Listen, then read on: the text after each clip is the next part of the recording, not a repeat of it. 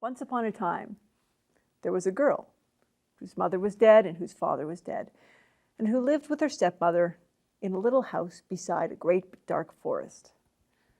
The girl and her stepmother did not particularly get along. The stepmother was resentful of the fact that she had to look after this child who wasn't her own, and as time went on, she got angrier and angrier at the girl, despite the fact that the girl was very obedient. Finally, it got to the point where she just hated the girl. It was too much, and one day she broke. While the girl was doing her chores, the stepmother just turned to the girl and she took a sieve from her kitchen and she thrust it at her stepdaughter and she said, "Okay, this is what I need you to do. I want you to go out into the world. I want you to take this sieve to the well of the world's end. Fill the sieve with water and bring it back to me. And until you do, I do not want to see your face ever again."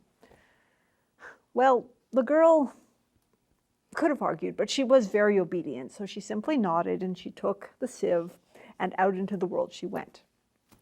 She walked through the forest and she walked through the fields and over the hills and the mountains, and she went from village to village until her clothing fell to rags and her shoes were worn away from her feet. And everywhere she went, she asked the same question. "Have you heard of the Well of the World's End? Do you know where I can find the Well of the World's End?"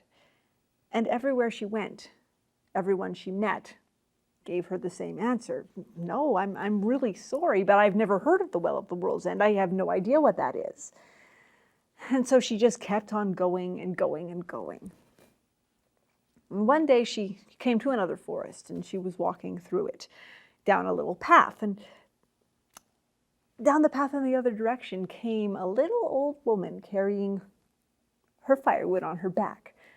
And the girl did what she usually did. She greeted the old woman, she talked about the weather for a while, and then she came out with the question she asked everybody. "Have you heard of the Well of the World's End? I really, really need to find it, and it doesn't seem to be anywhere."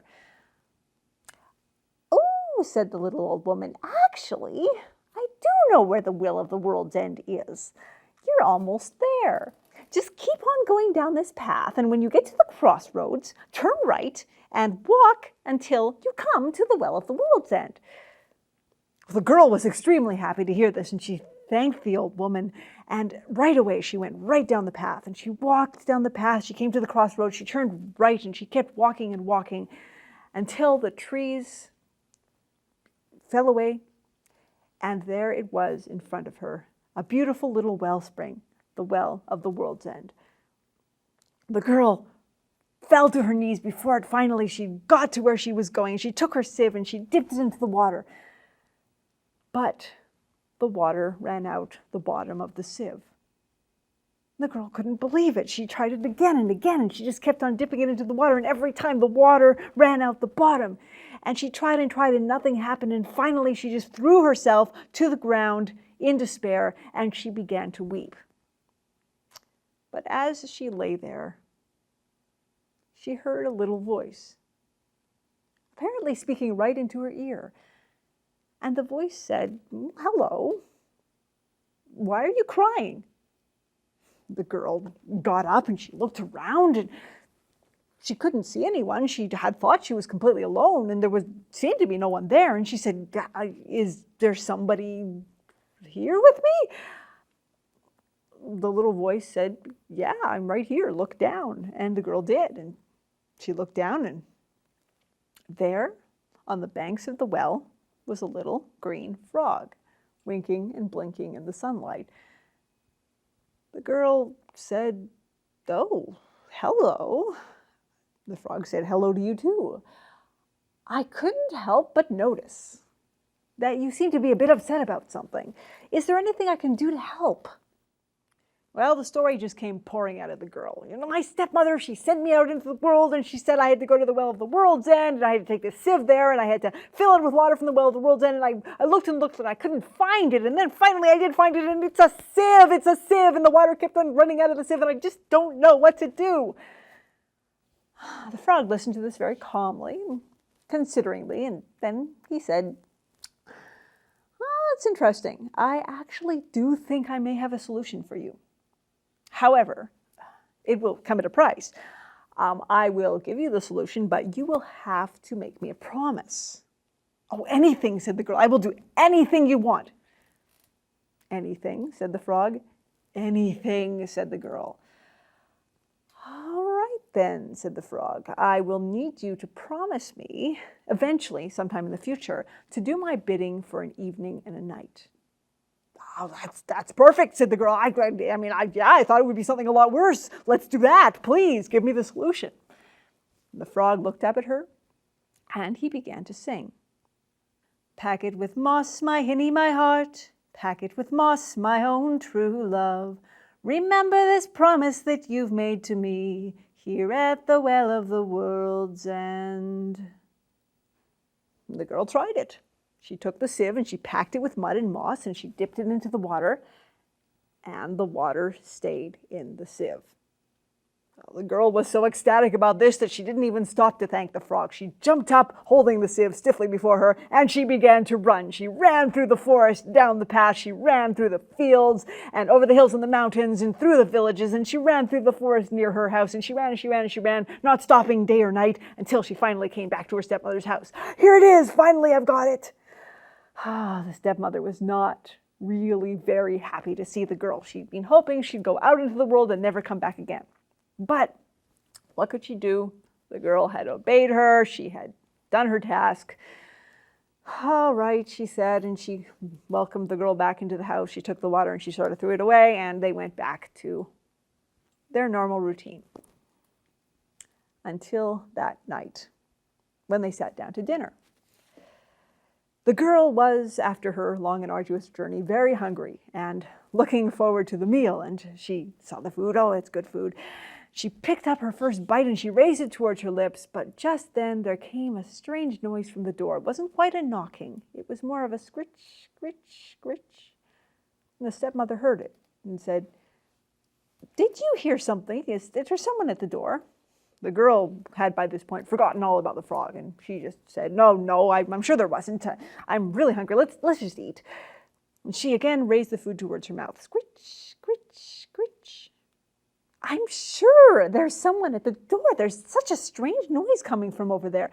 No, I'm sure it's just the wind. It's just the wind. Let's eat. And again, the girl raised the food to her mouth. But this time, a little voice began to sing. Open the door, my hinny, my heart. Open the door, my own true love. Remember the promise that you made to me down at the well of the world's end. Is there something you're not telling me? Said the stepmother. Is it possible that you made somebody some kind of a promise when you were at the well of the world's end? Maybe.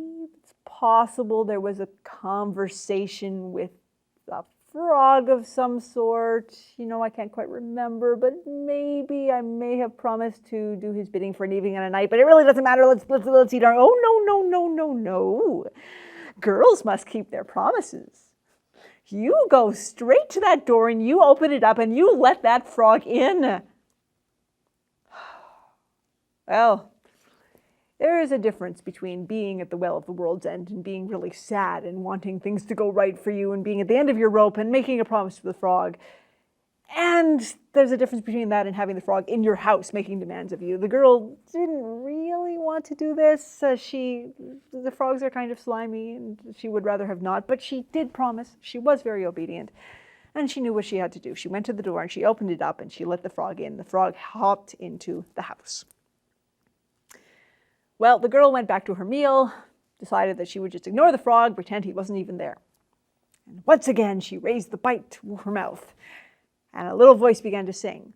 Lift me up softly, my hinny, my heart. Lift me up softly, my own true love. Remember the promise that you made to me down at the well of the world's end.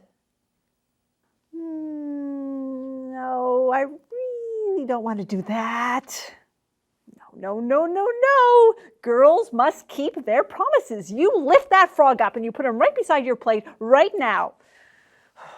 The girl was very obedient. She lifted up the frog and she put him beside her plate. And again she prepared to ignore him, lifted the food towards her mouth, and a voice began to sing, "Give me some food, my hinny, my heart. Give me some food, my own true love. Remember the promise that you made to me down at the well of the world's end." I really, really don't want to do that, said the girl. No, no, no, no, no. Girls must keep their promises. You feed that frog out of your own hands right now. She was very obedient. The girl fed the frog with her own hands. She didn't eat much herself. She had lost her appetite.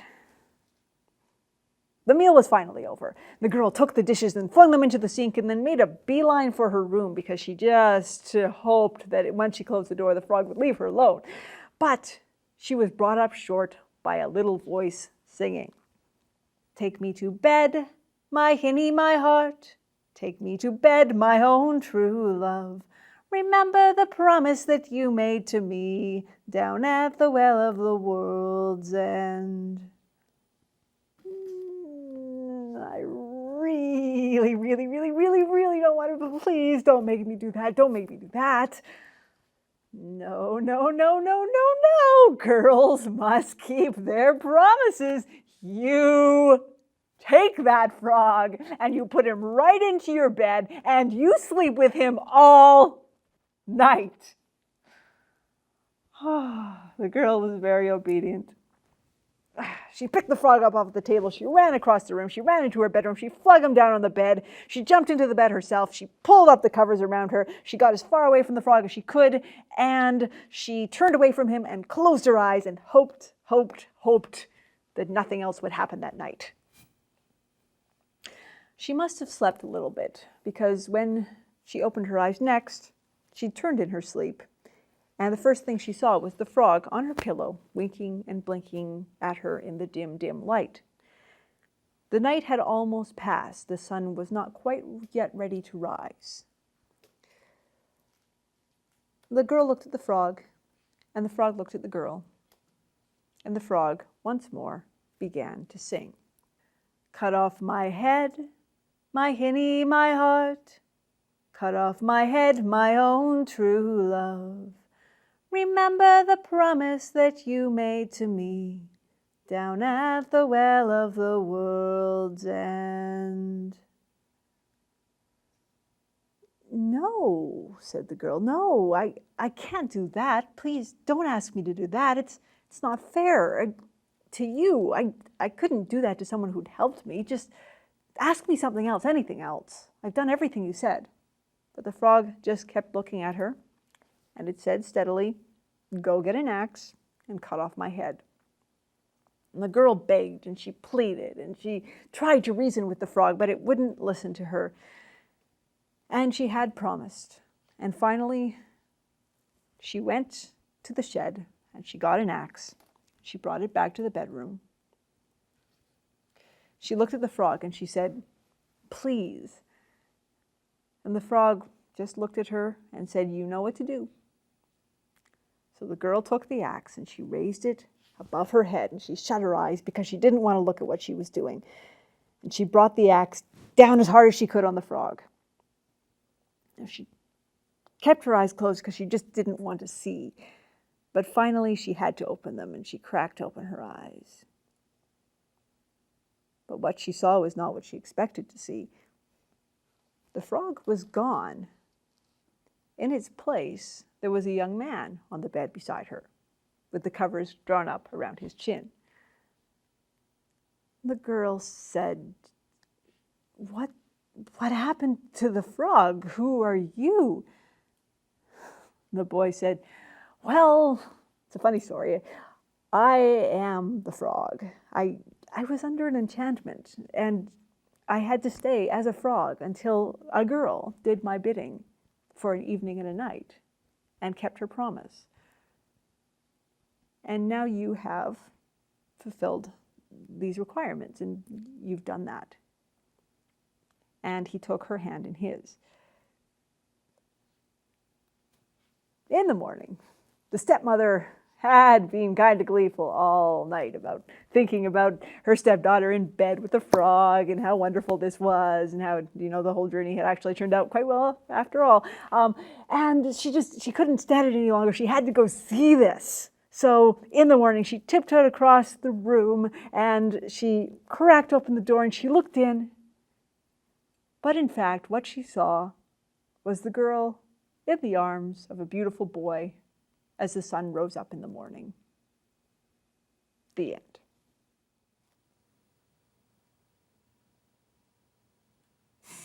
It's over now.